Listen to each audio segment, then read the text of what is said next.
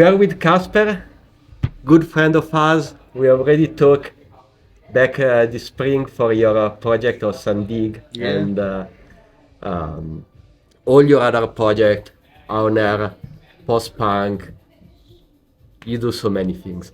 Now, we are here today for the launch of All Hell Break Loose, and you chose a very particular song to cover in this album. And I know that you have been working a lot on this album for, along with Rune Yeah. to make it happen. So, first of all, how was for you the process of creating this album? How did you leave it from the start, and how did you? Well, originally Rune asked me if Hævner wanted to be part of the compilation, but one of the members at the time didn't really want to.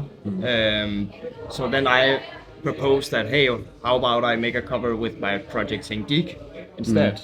Yeah. And that's what ended up on the compilation. And then after that, he pulled me aside a couple of times. Hey, can you maybe mix this song, or can you maybe mix that song and stuff like that?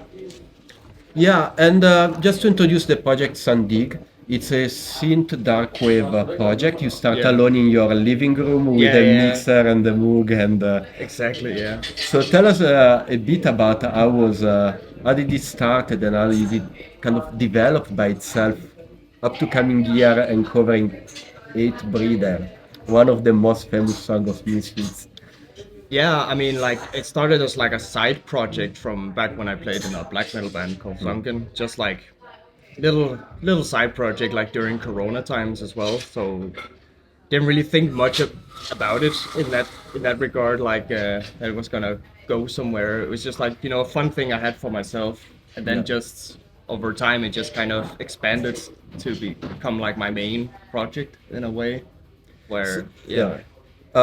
St.Digue, it's darkwave, but I feel like in this song, Eight Breeders, you take a punk song, you turn it into some type of darkwave, and still you can listen your post-punk, electronic, metal influence. So it's a very interesting blend of all this spirit. Yeah. So how did it come for you to turn this song into your version? I mean, what was the trick or the flavor that for you is very special? It kind of came pretty easy for me to do a cover of that one, because it was the first Misfits song that I knew, or the first one I listened to, and I've always been a big fan of that song. So when the opportunity came, I was just well, this is a no-brainer. And it took a week to make all the music and stuff like that. Yeah. It's just, it came really natural in a way, and there was no second guessing. Okay, what kind of style do I want it to be? How do I want to make it more me or more St.Digue? It's just step by step. It's just natural. Yeah. So now you performed this song live many times, and now you release it. You have it on an album, recorded, and everything. Yeah. How does it feel? It feels great to finally, release it, for people to listen to, because I made it 2 years ago or something like that, and the people have been asking after live shows, because I've played it live almost every live show since I made it, and we're oh, that's a sick cover. When can we hear it? Yeah, someday maybe, and now it's finally happening, and I'm really happy about it.